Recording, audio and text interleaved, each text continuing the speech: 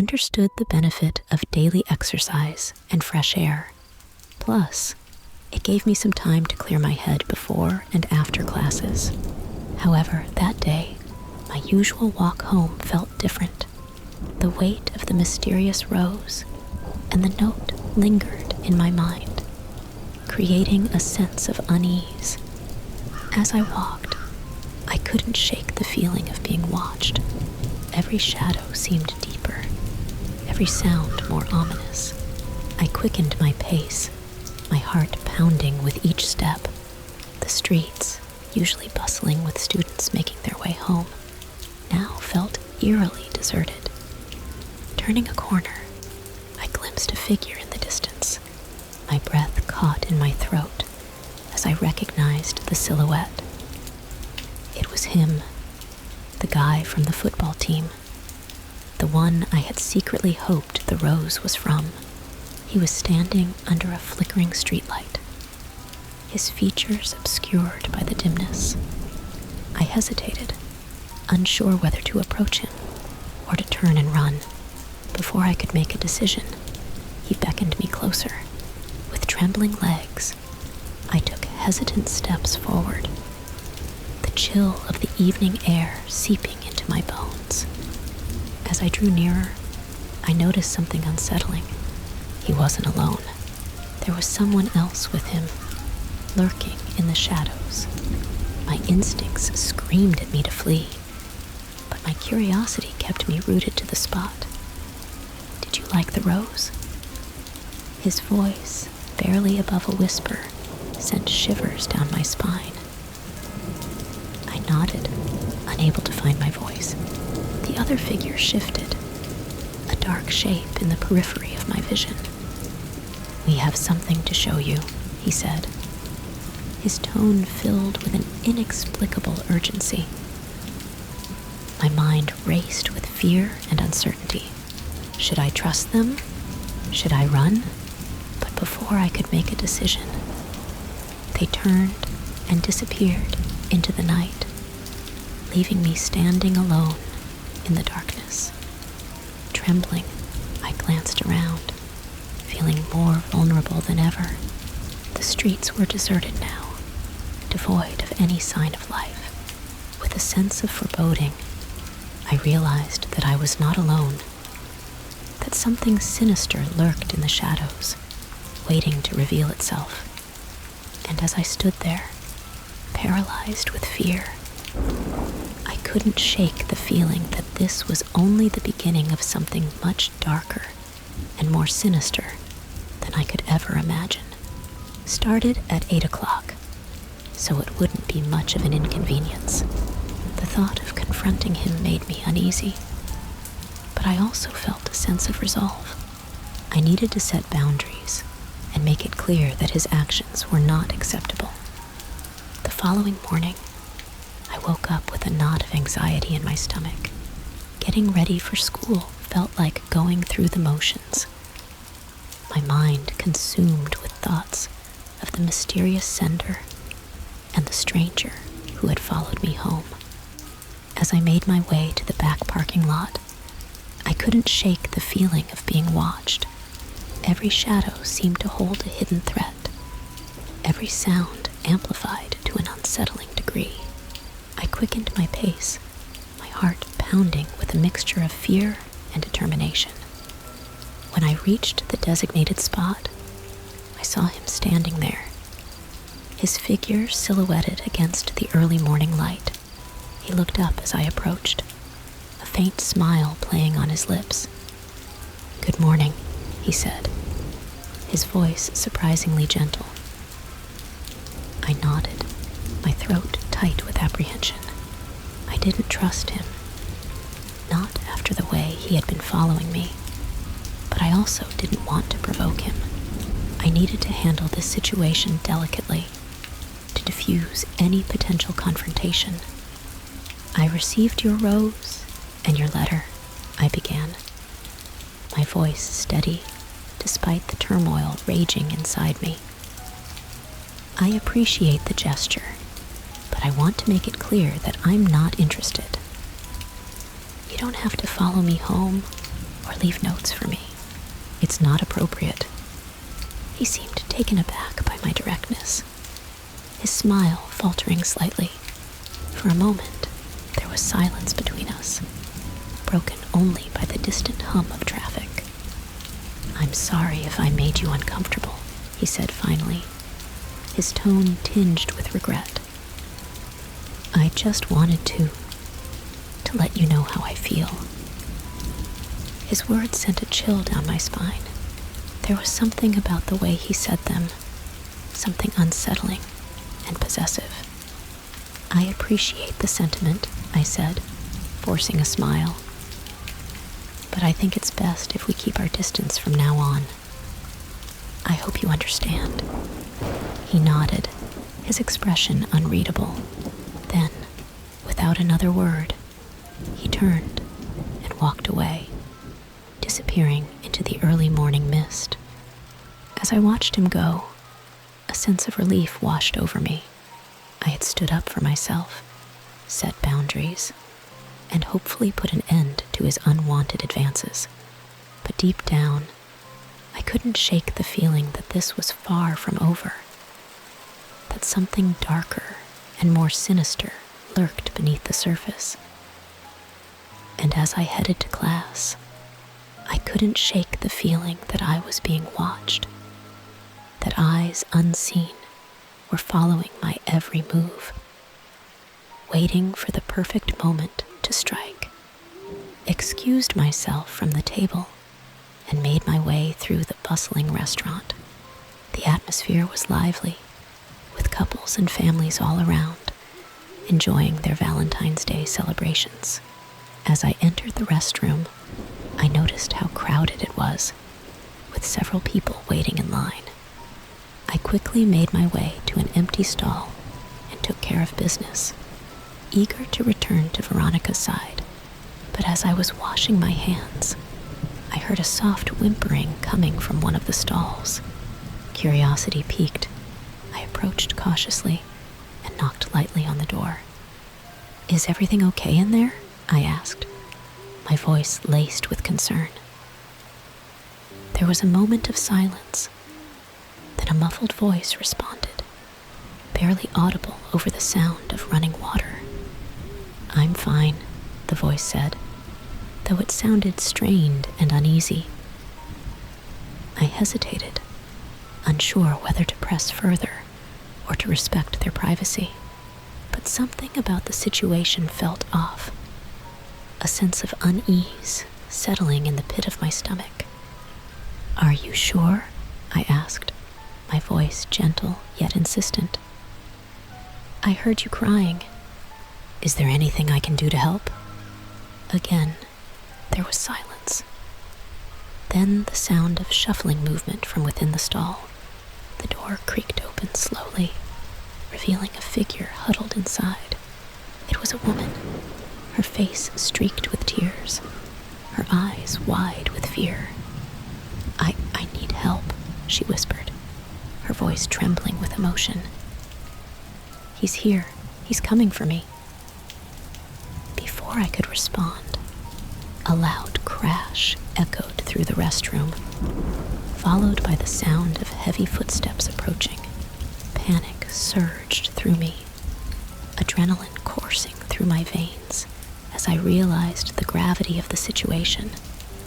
Without hesitation, I reached out and grabbed the woman's hand, pulling her out of the stall and towards the exit. We ran as fast as we could, the sound of pursuit close behind us. I didn't dare look back, focusing all my energy on getting us to safety. As we burst out of the restroom and into the crowded restaurant, I scanned the faces frantically, searching for Veronica.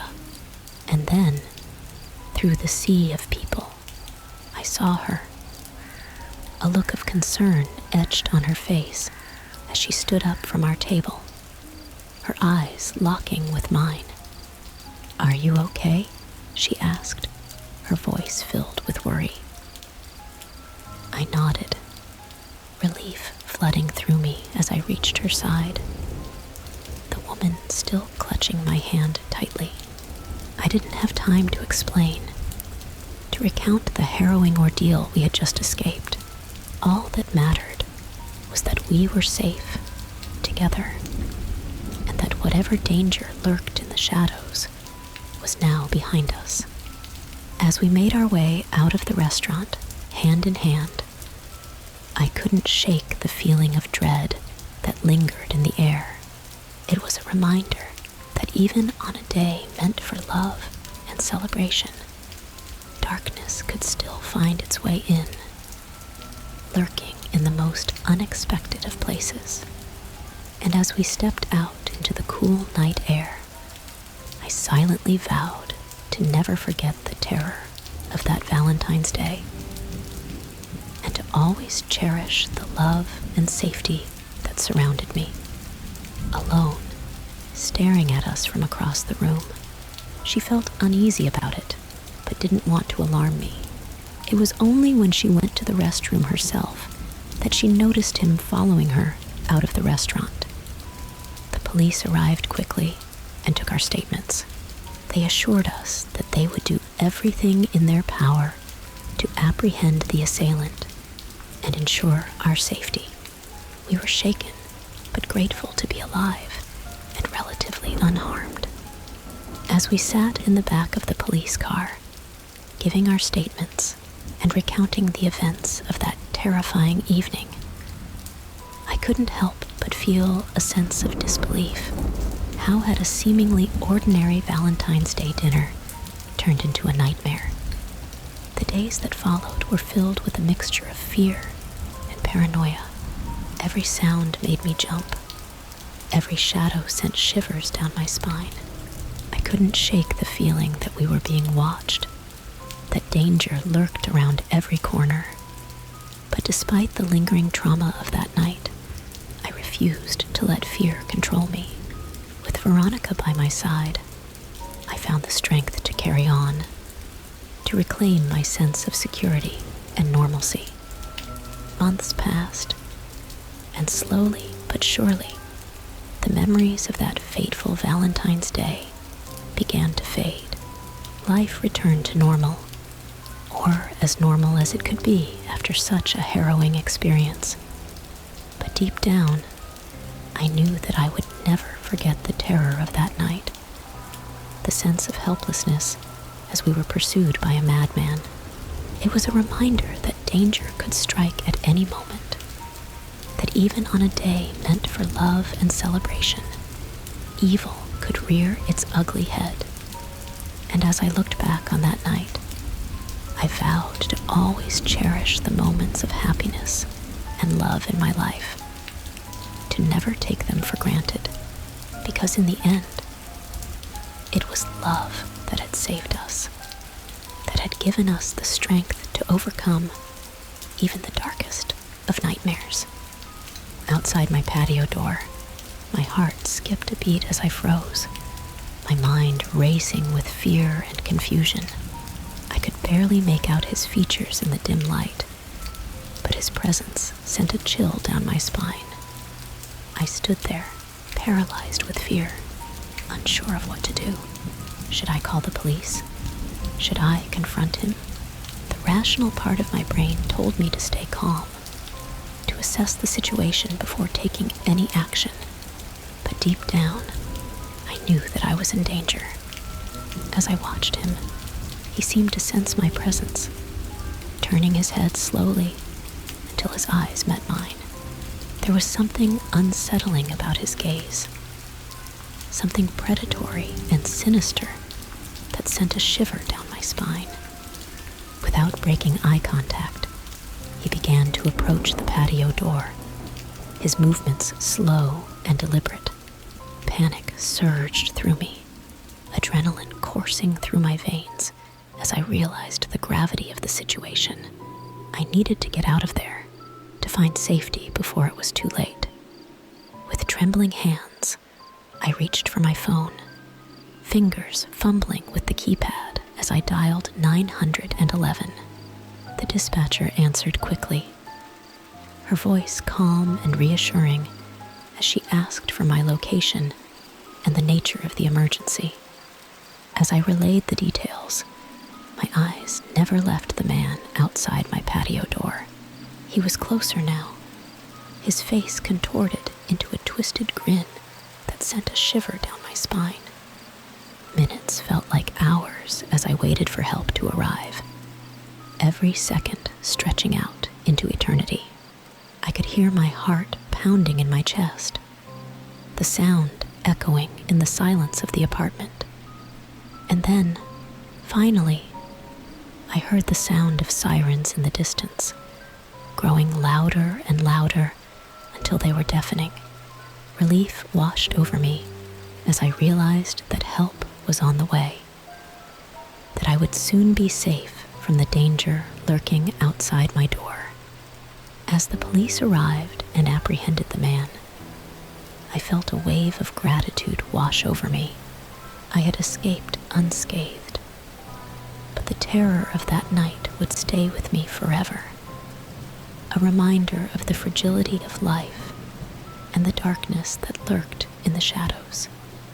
And as I watched them take him away, his eyes burning into mine with a hatred that sent a shiver down my spine, I knew that I would never forget the fear and helplessness of that Valentine's Day night. Named Mark, who I've been with for about a year now, he's been incredibly supportive throughout this ordeal, offering comfort and reassurance when I needed it most. Despite the trauma of that Valentine's Day, I refuse to let fear control me. I've taken steps to ensure my safety, installing security cameras outside my apartment and being more vigilant about who enters the building. I've also become more active in my community, attending self-defense classes and participating in neighborhood watch programs. But the scars of that night still linger, a constant reminder of the darkness that can lurk in the most unexpected of places. I've learned to trust my instincts, to listen to that inner voice that warns me when something isn't right. And as I look towards the future, I'm filled with hope and determination. I refuse to let one night of terror define me. I am stronger than the fear that once consumed me, and I will not let it hold me back. As Valentine's Day approaches once again, I find solace in the love and support of those closest to me. And while the memories of that fateful night may never fully fade, I know that I am not alone. Together, we will face whatever challenges come our way, knowing that love will always prevail in the end. What was going on? And if he knew this guy, or if he had seen him at the restaurant, I dialed his number and waited anxiously for him to pick up. After a few rings, he finally answered, his voice muffled and distant. "Hey, Emily, what's up?" he said, sounding distracted. "Jake, where are you?" I asked, trying to keep the panic out of my voice. "I'm still at work," he replied, confusion evident in his tone. "Why? What's going on?" I felt my heart sink as his words registered. If Jake was still at work, then who was the man standing outside my car? Fear gripped me as I realized the gravity of the situation. "I think I'm being followed," I whispered, my voice trembling with fear. "There's a man here, and he won't leave me alone." Jake's response was immediate. "Stay calm, Emily. I'm coming to get you. Where are you?" I quickly relayed my location to him, my eyes never leaving the man outside my car. He seemed to sense that I was on the phone and began to walk away, disappearing into the darkness of the night. I let out a shaky breath, relief flooding through me at his departure, but the fear still lingered, a nagging sense of unease that refused to dissipate. Minutes felt like hours as I waited for Jake to arrive. every passing second filled with dread and uncertainty. But finally, I saw his car pull up alongside mine, his face a mask of concern as he hurried to my side. "Are you okay?" he asked, his voice filled with worry. I nodded, tears pricking at the corners of my eyes. "I am now. Thank you for coming." Together, we drove back to my apartment in silence, the events of the evening weighing heavily on both of us. But as we pulled into the parking lot, I felt a sense of relief wash over me. I was safe with Jake by my side. As we entered my apartment, I couldn't help but feel grateful for his presence. In a world filled with darkness and uncertainty, he was my beacon of light, my protector and confidant. And as we curled up together on the couch, the events of the evening fading into the background, I knew that I was exactly where I was meant to be, safe in the arms of the man I loved. Bangs on the front door, causing both Amanda and me to jump in surprise. My heart raced as I cautiously approached the door, my mind racing with thoughts of who or what could be on the other side. With trembling hands, I slowly turned the doorknob and pulled the door open, half expecting to find some sinister figure lurking in the shadows. But to my relief, there was no one there. Just an empty hallway bathed in the soft glow of the hallway lights. Confusion and fear gripped me as I scanned the hallway, searching for any sign of who could have been responsible for the loud bangs. But there was nothing, no trace of anyone or anything out of the ordinary. I closed the door slowly, my heart still pounding in my chest. Amanda looked at me with wide eyes, her own fear mirroring mine. "What was that?" she whispered, her voice barely above a whisper. "I don't know," I replied, my voice shaky with uncertainty. "But I think maybe we should call the police." Amanda nodded, her expression grave. Together, we dialed 911 and explained the situation to the dispatcher, our voices trembling with fear and anxiety. Within minutes, the police arrived, their presence bringing a sense of relief and safety. They conducted a thorough search of the building, but found no sign of any intruders or suspicious activity. As they left, I couldn't shake the feeling of unease that lingered in the air. Something about the events of that night didn't sit right with me, a sense of foreboding that refused to be ignored. But despite the fear and uncertainty, Amanda and I found solace in each other's arms, drawing strength from our love and companionship. And as we settled back onto the couch, the events of that night slowly faded into the background, replaced by the warmth and comfort of our love. But deep down, I knew that the memory of that Valentine's Day would stay with me forever, a reminder of the fragility of life and the darkness that can lurk in even the most unexpected of places. I'm glad to hear that nothing more occurred after that unsettling incident. It sounds like you handled the situation as best as you could, given the circumstances. The feeling of unease and uncertainty lingering after such an encounter is completely understandable. It's unsettling to think about someone trying to gain access to your home or playing strange pranks late at night. It's possible that the person at your door had ill intentions, or perhaps they were just playing a misguided prank. Regardless, your safety and peace of mind are of utmost importance. Moving from that apartment was a wise decision, especially if it helped you feel more secure. If you ever find yourself in a similar situation in the future, don't hesitate to reach out to the authorities or trusted friends for assistance. It's always better to err on the side of caution when it comes to matters of personal safety. In the meantime, I hope you find comfort in the knowledge that you handled the situation with bravery and level-headedness. Remember to always trust your instincts and prioritize your safety above all else.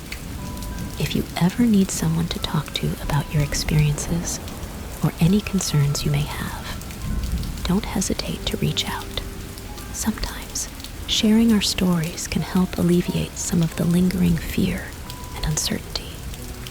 Take care, and may you always feel safe and secure in your home.